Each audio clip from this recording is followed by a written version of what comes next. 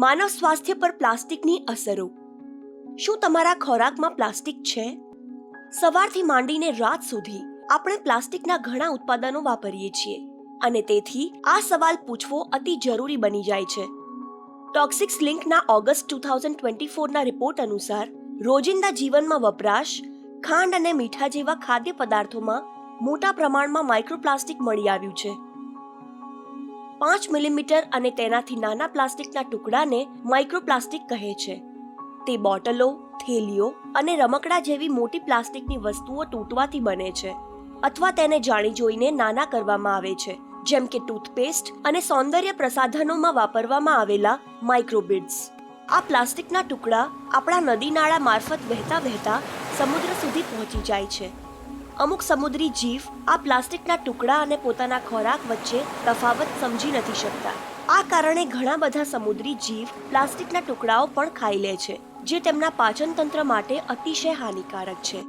આ રીતે પ્લાસ્ટિક આહાર શ્રેણીમાં પ્રવેશ કરે છે અને આપણા ખોરાક સુધી પહોંચી જાય છે. માઇક્રોપ્લાસ્ટિક એટલું ખતરનાક છે કે કેન્સર જેવી બીમારીઓનું કારણ પણ બની શકે છે. ગરમ ખાવાનું કે પ્રવાહી ભરવા માટે પ્લાસ્ટિક કન્ટેનર વાપરવાથી સ્ટાયરીન અને બીપીએ જેવા હાનિકારક રસાયણ ખોરાકમાં ભળી જઈ શકે છે. પ્લાસ્ટિકને સળગાવવું તો એનાથી પણ ખતરનાક છે. પ્લાસ્ટિકને ખુલ્લી જગ્યામાં બાળવાથી ડાયોક્સિન અને થેલેટ જેવા ખતરનાક રસાયણ નીકળે છે, જે હૃદયરોગ, કિડની અને ફેફસાની બીમારીઓનું કારણ બની શકે છે.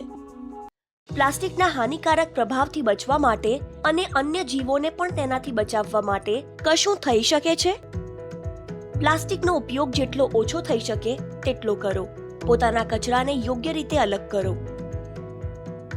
માઇક્રોબિડ્સનો ઉપયોગ કરનારા સૌંદર્ય પ્રસાધનોનો વપરાશ ના કરો.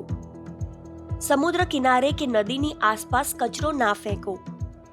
પ્લાસ્ટિક કટલરીનો ઉપયોગ ગરમ ખાવાનું લાવવા કે લઈ જવા માટે કરવાનું ટાળો. એક જ પ્લાસ્ટિક બોટલનો વારંવાર ઉપયોગ ના કરો. પ્લાસ્ટિકના દુષ્પરિણામો વિશે પોતાના ગામના લોકોને જાગૃત કરો.